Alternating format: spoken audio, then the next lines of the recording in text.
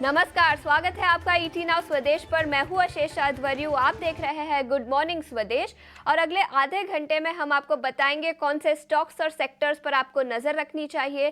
Global बाजारों से क्या संकेत निकल कर आ रहे हैं उस पर भी नजर डालेंगे। ब्रोकरेज रिपोर्ट्स के दम पर कौन से स्टॉक्स फोकस में रहेंगे और हमारे गेस्ट भी हमसे जुड़ेंगे जो आपको टेक्निकल आइडियाज देंगे इक्विटी मार्केट और कमोडिटी मार्केट में। तो बने रहिए हमारे साथ। सबसे पहले ग्लोबल बाजारों से जो संकेत निकल कर आ रहे हैं उस पर नजर डालेंगे। याद रखें, कल भारतीय बाजारों में काफी अच्छा प्रदर्शन दिखा। निफ्टी 50 की बात करें तो 3.5% की तेजी के साथ 22,600 के पार हम बंद हुए। बैंक निफ्टी ने भी आउट परफॉर्म किया कल के ट्रेडिंग सेशन में और आज सुबह के गिफ्ट निफ्टी के संकेत देखें तो वो भी काफी पॉजिटिव है। करीब 30 से 35 अंकों की तेजी आज भारतीय बाजारों के स्टार्ट में दिखाई दे सकती है और यूएस का हैंडओवर भी काफ़ी पॉजिटिव आया है। हमारे साथ नोएडा स्टूडियो से अब पूजा जी जुड़ चुकी है जो हमें ज़्यादा डिटेल्स देंगी ग्लोबल मार्केट के हैंडओवर का और भारतीय बाजार कैसे शुरू हो सकते हैं वो भी हमें बताएंगे। पूजा जी गुड मॉर्निंग, बताएं। जी गुड मॉर्निंग आशीषा। शुरुआत अच्छी हो सकती है क्योंकि एशियाई बाजारों से जो संकेत मिल रहे हैं वो पॉजिटिव हैं। गिफ्ट निफ्टी हरे निशान में इस वक्त दिखाई दे रहा है, करीब 32 अंक ऊपर है। हरे निशान में 22,600 के पार है इस वक्त गिफ्ट निफ्टी, जो कि पॉजिटिव इंडिकेशन मिल रहा है आज निफ्टी की ओपनिंग के लिए।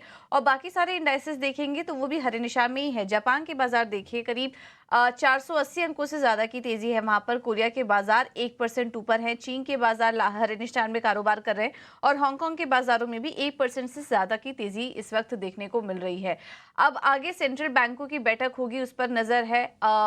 यूरोप में ईसीबी की बैठक होने वाली है और माना जा रहा है कि वहां पर ब्याज दरों में कटौती हो सकती है। 2019 के बाद पहली बार कटौती होने की संभावनाएं दिखाई दे रही हैं और उसके चलते हम देख रहे हैं कि कल यूरोप के बाजार भी पॉजिटिव क्लोज हुए और एशियाई बाजारों में भी हल्का रिएक्शन दिख रहा है क्योंकि कल आरबीआई की पॉलिसी है, उस पर भी हमारी नजर बनी रहेगी। तो एक के बाद एक सेंट्रल बैंकों की जो बैठक हो रही है, अब धीरे धीरे बात हो रही है ब्याज दरों में कटौती की और ऐसा ही कुछ कल हमने यूएस के मार्केट्स में भी देखा। रिकॉर्ड लेवल्स पर S&P 500 बंद हुआ और नैस्डैक में भी कल रिकॉर्ड लेवल्स देखने को मिले। यहाँ पर एनवीडिया के शेयर में तेजी थी और ब्याज दरों में कटौती के अनुमान से कल बाजार चढ़े।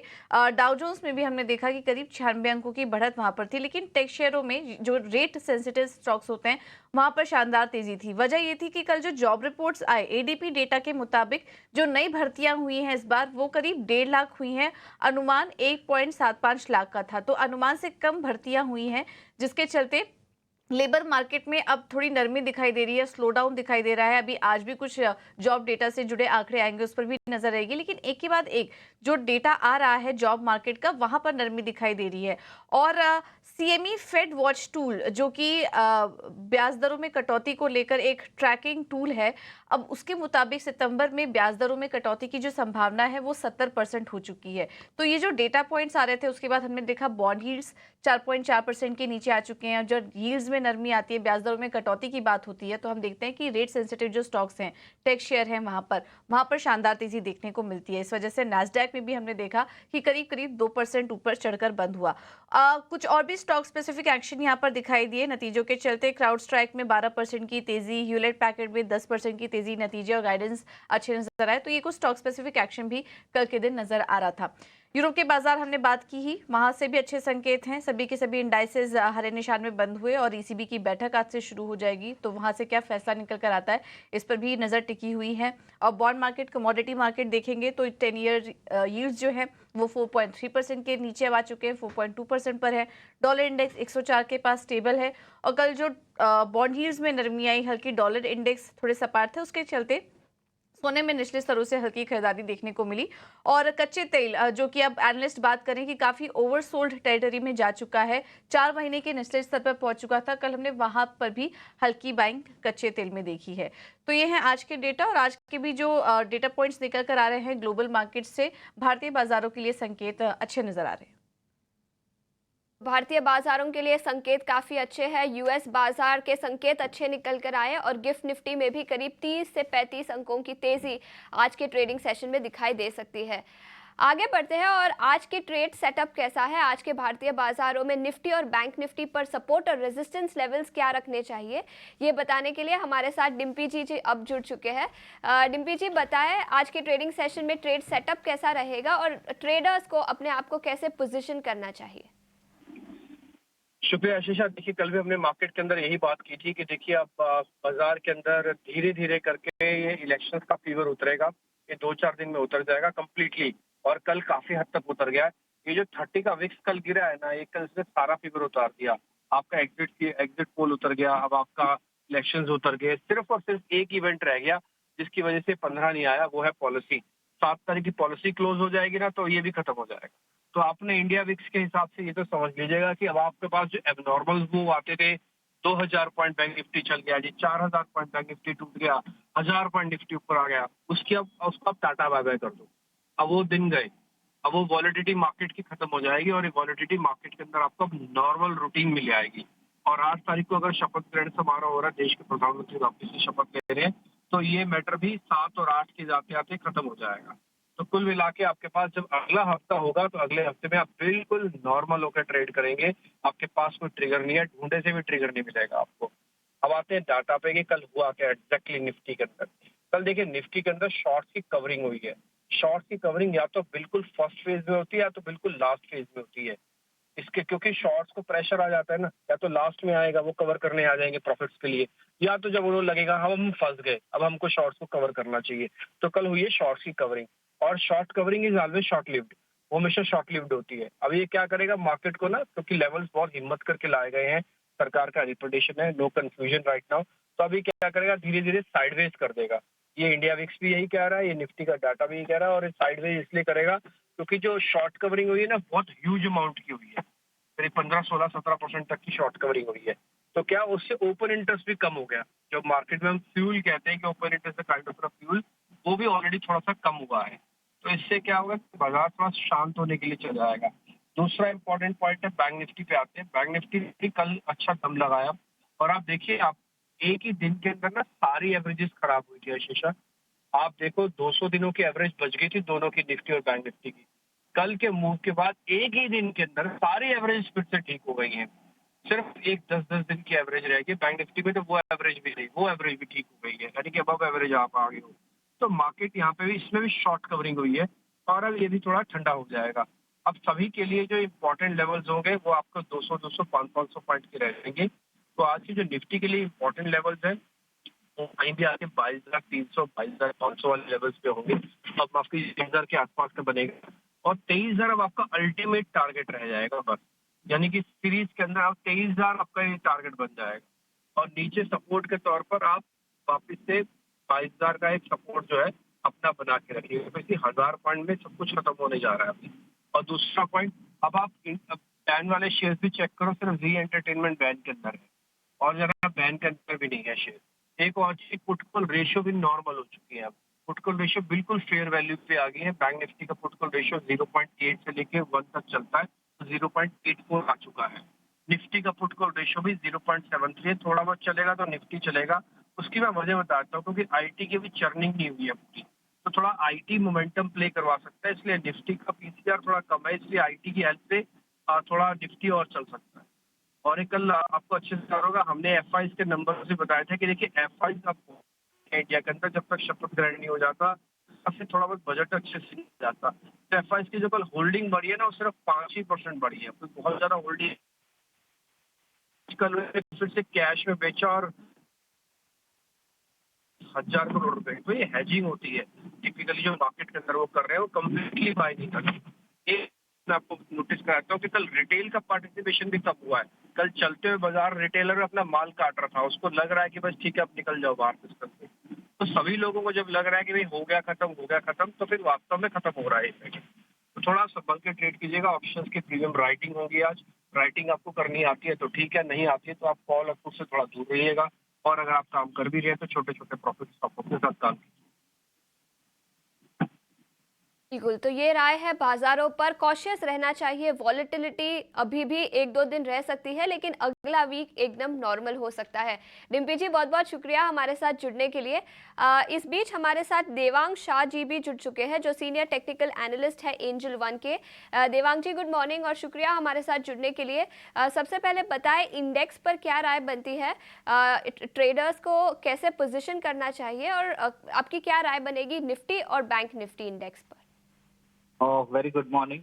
बात करें निफ्टी की तो हमने पास्ट few days में काफी वॉलेटिलिटी देखी है निफ्टी में, आगे भी वॉलेटिलिटी देखने मिल सकती है, तो अग्रेसिव ट्रेडर्स को ट्रेड कर इंडेक्स में ट्रेड करने की सलाह रहेगी। जहां तक निफ्टी के लेवल्स की बात करें, निफ्टी फ्यूचर का जो सपोर्ट है 22,300 एक सपोर्ट है निफ्टी फ्यूचर के लिए, 22,800 22,900 एक जोन है, रेजिस्टेंस जोन है निफ्टी फ्यूचर के लिए। जहां तक बैंक निफ्टी फ्यूचर के लेवल की बात करें तो बैंक निफ्टी फ्यूचर का जो सपोर्ट जोन है अराउंड 48,500 के अराउंड एक सपोर्ट है बैंक निफ्टी फ्यूचर के लिए, 49,800 रेजिस्टेंस फेस करा बैंक निफ्टी फ्यूचर। तो डेफिनेटली आगे भी हमें वॉलेटिलिटी देखने मिल सकते हैं इंडेक्स में। जहां तक स्टॉक स्पेसिफिक की बात करें, फर्स्ट स्टॉक यहाँ रहेगा टीवीएस मोटर खरीदने की सलाह रहेगी। ओवरऑल चार्ट स्ट्रक्चर हम देखते हैं डेली चार्ट पे एक अच्छा मोमेंटम देखने मिला है, height of high bottom structure में स्टॉक ट्रेड कर रहा है। तो टीवीएस मोटर खरीदने की सलाह रहेगी। स्टॉप लॉस रखना है 2295, टारगेट है 2435। नेक्स्ट स्टॉक रहेगा आईटीसी। आईटीसी की बात करें तो एक रिवर्सल पैटर्न देखने मिला है आफ्टर फ्यू कंसोलिडेशन, स्टॉक में एक अच्छा मोमेंटम देखने मिला है कल के सेशन में, तो हमें लगता है कि आईटीसी में भी एक अपसाइड देखने मिल सकता है। आईटीसी खरीदने की सलाह रहेगी। स्टॉप लॉस रखना है 421, टारगेट है 444। जी की तरफ से दोनों ही स्टॉक्स पर खरीदारी की राय। एक है टीवीएस मोटर्स, जहां 2435 रुपीस प्रति शेयर का लक्ष्य दिया है, और दूसरा है आईटीसी, जहां पर 444 रुपीस प्रति शेयर का लक्ष्य। देवांग जी, बहुत बहुत शुक्रिया हमारे साथ ईटी नाउ स्वदेश पर जुड़ने के लिए। करते हैं और खबरों वाले शेयर्स पर फोकस करते हैं। इस बीच हमारे साथ स्टूडियो में शरद जी जुड़ चुके हैं, जो हमें बताएंगे खबरों के दम पर कौन से स्टॉक्स फोकस में रहेंगे। कई सारे कंपनीज हैं जिनको नए ऑर्डर्स मिले हैं, ब्लॉक डील्स भी हुई है। बताएं कौन से स्टॉक्स फोकस में जी बिल्कुल, अब जो है थोड़ी थोड़ी न्यूज़ फ्लोज आने लगी है। ऑफ कोर्स पिछले 2 दिन में न्यूज़ फ्लोज थोड़ी कम आ रही थी स्टॉक स्पेसिफिक, लेकिन अब हम फोकस करते हैं स्टॉक्स पे।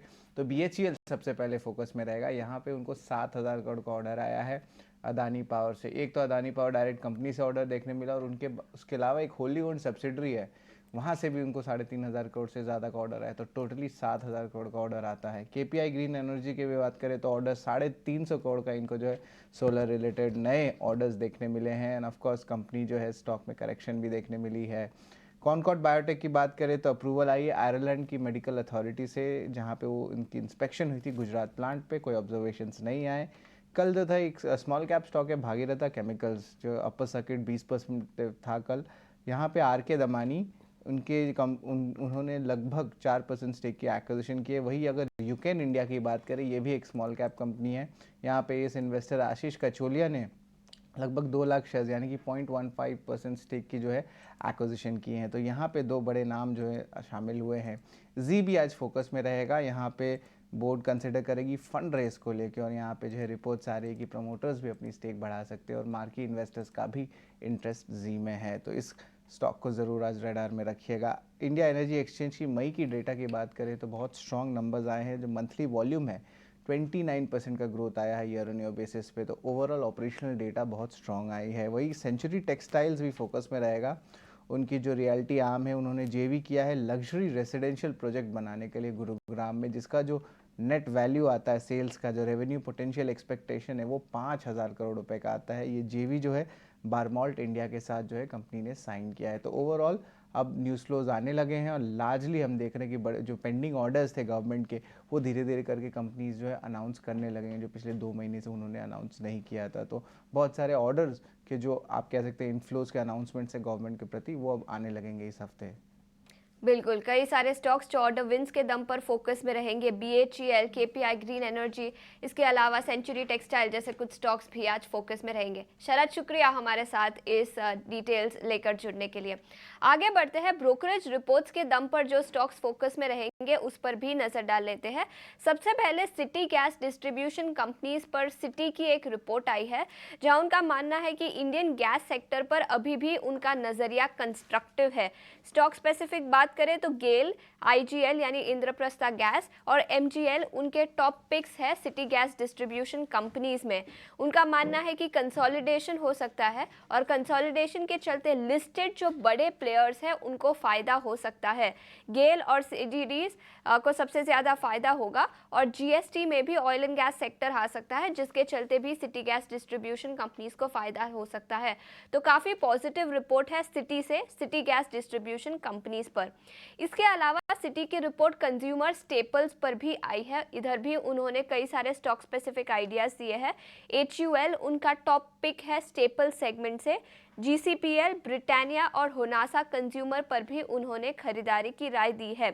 इसके अलावा बिकवाली की राय वाले स्टॉक्स की बात करें तो कोलगेट इंडिया, डाबर और यूनाइटेड ब्रूअरीज, ये 3 स्टॉक्स पर उन्होंने बिकवाली की राय दी है।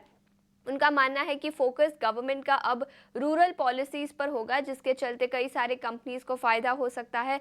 लिस्टेड प्लेयर्स हैं उनके मार्केट शेयर बढ़ सकते हैं, जिसके चलते HUL, GCPL, ब्रिटानिया और होनासा कंज्यूमर पर उन्होंने खरीदारी की राय दी है। कंजम्पशन में इंप्रूवमेंट हो सकता है और वॉल्यूम और रेवेन्यू ग्रोथ भी ये कंपनीज रिपोर्ट कर सकती है। तो काफ़ी पॉजिटिव रिपोर्ट है कंज्यूमर स्टेपल्स पर जो सिटी ने दिया है। इसके अलावा एल्को बेवरेज इंडस्ट्री पर नजर डालते हैं। याद रखें कल लिकर स्टॉक्स फोकस में थे। यूनाइटेड स्पिरिट्स, यूनाइटेड ब्रूअरीज, सुला, रैडिको खैतान जैसे कुछ स्टॉक्स में 4 से 8% की तेजी दिखी। और अब सिटी की रिपोर्ट आई है जहां उनका मानना है कि रेगुलेशंस फेवर में हो सकते हैं अल्कोहल कंपनीज के लिए, स्पेशली आंध्र प्रदेश में जहां स्टेट इलेक्शंस हुए थे और अब NDA की गवर्नमेंट आई है। तो उनका मानना है कि जो पॉलिसीज़ है वो फेवरेबल हो सकती है, प्राइसेस बढ़ सकते हैं और जो रिटेल आउटलेट्स में लिकर बिकता है उस पर भी पॉलिसीज़ काफ़ी फेवरेबल हो सकते हैं, जिसके चलते उनका मानना है कि आंध्र प्रदेश, यूनाइटेड ब्रूअरीज और यूनाइटेड स्पिरिट्स को 5 से 6% रेवेन्यू आंध्र प्रदेश से आता है। तो इन दोनों ही कंपनियों को भी फ़ायदा हो सकता है। इसके अलावा HDFC बैंक पर UBS की रिपोर्ट आई है। उनका मानना है कि MSCI अगस्त के महीने में जो रिव्यू होगा MSCI इंडेक्स में, उसमें HDFC बैंक का वेटेज बढ़ सकता है। तो पॉजिटिव रिपोर्ट है। उनका मानना है कि लाइकली है, पॉसिबल है, हाई चांसेस नहीं है, लेकिन फिर भी ये हो सकता है। और अगर HDFC बैंक का वेटेज बढ़ता है तो सिग्निफिकेंट इन्फ्लोज दिख सकते हैं। 3 से $3.5 बिलियन के इन्फ्लो HDFC बैंक में दिख सकते हैं। इसी के चलते कंपनी को फ़ायदा हो सकता है। 30 जून के पहले अगर इन्वेस्टर्स पोजीशन करते हैं अपने आप को HDFC बैंक में तो उसके चलते भी फ़ायदा होगा। इसके अलावा जेफरीज की रिपोर्ट आई है IT सेक्टर पर। याद रखें पिछले कुछ क्वार्टर्स की बात करें तो ग्लोबल मैक्रो इकोनॉमिक कंसर्न्स के चलते IT सेक्टर पर इम्पैक्ट दिखा है, लेकिन मार्जिन प्रेशर्स अभी भी कंटिन्यू हो सकते हैं, ऐसा जेफरीज का मानना है। इन्फोसिस को उन्होंने टॉप पिक रखा है IT सेक्टर पर, लेकिन निफ्टी IT इंडेक्स की बात करें तो वो अभी भी प्रीमियम पर ट्रेड कर रहा है वर्सेस हिस्टोरिक एवरेजेस। लेकिन तो अनसर्टेनिटी अभी भी है, लेकिन इन्फोसिस उनका टॉप पिक है। लास्ट में हाउसिंग फाइनेंस कंपनीज की बात करते हैं, जहां जेफरीज की रिपोर्ट आई है। उनका मानना है कि मोदी गवर्नमेंट अब अफोर्डेबल हाउसिंग पर फोकस कर सकती है। तो जो भी कंपनीज है अफोर्डेबल हाउसिंग रिलेटेड, उनको फ़ायदा हो सकता है। कंपनी का नाम आवास हाउसिंग फाइनेंस है, होम फर्स्ट हाउसिंग फाइनेंस है। तो इन सब कंपनियों जो रूरल हाउसिंग के रिलेटेड है उनको फ़ायदा हो सकता है। तो आवास और होम फर्स्ट पर उनका बुलिश नज़रिया है और कैनफिन होम पर भी उन्होंने खरीदारी की राय दी है। लास्ट में प्राइवेट सेक्टर बैंक्स की बात करते हैं तो प्राइवेट सेक्टर बैंक्स में पिछले कुछ दिनों में काफ़ी करेक्शन दिखा है। तो गोल्डमैन सैक्स की राय है कि करेक्शन जो दिखा है उसके चलते अब खरीदारी के मौके बनते हैं प्राइवेट सेक्टर बैंक्स में। फंडामेंटल्स अभी भी काफ़ी स्ट्रॉन्ग है। उन्होंने HDFC बैंक पर खरीदारी की राय दी है। Kotak Mahindra bank, axis bank और इंडसइंड बैंक पर भी उन्होंने खरीदारी की राय दी है। इसके अलावा NBFCs की बात करें तो श्रीराम फाइनेंस और L&T फाइनेंस पर भी खरीदारी की राय दी है। तो पिछले कुछ दिनों में जो करेक्शन दिखा है प्राइवेट सेक्टर बैंक्स और NBFCs में, उससे अब खरीदारी के मौके बन रहे हैं, ऐसा गोल्डमैन सैक्स का मानना है। तो काफ़ी पॉजिटिव रिपोर्ट गोल्डमैन सैक्स से प्राइवेट सेक्टर बैंक्स पर भी आई है। आगे बढ़ते हैं। ये सभी स्टॉक्स थे जो ब्रोकरेज रिपोर्ट्स के दम पर फोकस में रहेंगे, लेकिन कमोडिटी मार्केट्स पर भी फोकस करते हैं। काफ़ी एक्शन दिखा है कमोडिटी मार्केट में। चाइना में काफ़ी सारे एक्शंस हुए हैं। मैक्रो इकोनॉमिक कंसर्न्स के चलते ग्लोबल मार्केट पर भी फोकस रहेगा। भाविक पटेल जो ट्रेडबुल सिक्योरिटीज़ के सीनियर रिसर्च एनालिस्ट है, वो अब हमारे साथ जुड़ चुके हैं। भाविक, बताएं सबसे पहले क्या ट्रेड रहेंगे कमोडिटी बाजार में? Very good morning. I think अगर ट्रेड में बुलियंस की बात करें तो मुझे लग रहा है सोने और चांदी दोनों में बाई करना चाहिए। कल हमने देखा था कि जो यूएस के इस बार जो मैन्युफैक्चरिंग डेटा है वो थोड़े वीक है, तो वापस से अभी एक्सपेक्टेशन हो रही है कि सितंबर या दिसंबर में शायद रेट कट हो सकते हैं। और दो कल जो नॉन फार्म पेरोल्स के डेटा आने वाले उसके ऊपर सबकी नजर रहेगी। एडीपी के कल जो डेटा है वो थोड़े वीक है, तो सोने और चांदी दोनों में मुझे लग रहा है बाय ऑन डिप्स की रणनीति रखनी चाहिए। सबसे पहले सोने की बात करें, अराउंड 72,300 के करीब बाय कर सकते हैं 72,660 के टारगेट के लिए। और चांदी की बात करें तो 90,100 के करीब बाय कर सकते हैं 90,800 के टारगेट के लिए, और स्टॉप लॉस रख सकते हैं 89,700 का। भाविक, इसके अलावा क्रूड मार्केट पर क्या राय रहेगी? देखिए, क्रूड में हमने देखा कि ओपेक प्लस की मीटिंग के बाद अच्छी खासी गिरावट आई है। 2 दिन से अगर हम देखें तो थोड़ा 6070 के करीब एमसीएक्स में बेस बन चुका है। मुझे लग रहा है ब्रेंट में भी 75-74 एक अच्छा सपोर्ट जोन है। तो आई थिंक थोड़ा बहुत यहाँ से बाउंस बैक एक्सपेक्टेड है, तो आज के दिन बाय कर सकते हैं अराउंड 6150, टारगेट रख सकते हैं 6240 का, और स्टॉप लॉस रख सकते हैं 6090 का। ऑयल, अब क्रूड पर भी खरीदारी की राय, और बेस मेटल्स पर क्या राय रहेगी? बेस मेटल्स में देखिए, चाइना से जो डेटा है अभी भी वीक है। काफी सारे अगर हम देखें मैक्रो इकोनॉमिक फैक्टर्स, तो अभी भी थोड़े स्लो डाउन ही दिखा रहा है। तो मुझे नहीं लग रहा कि बेस मेटल्स में कोई बड़ी तेजी देखने को मिल सकती है। आई थिंक प्राइस कंसोलिडेट हो सकते हैं।